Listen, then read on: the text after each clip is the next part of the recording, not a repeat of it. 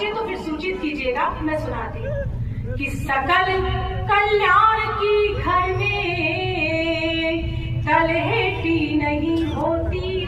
वहां से कल्याण कहीं नहीं जाता जहां बेटियां होती है।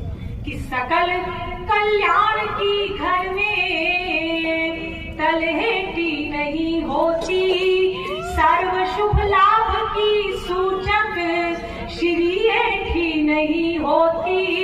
हर एक बेटी के अपने भाग्य में होता पिता, लेकिन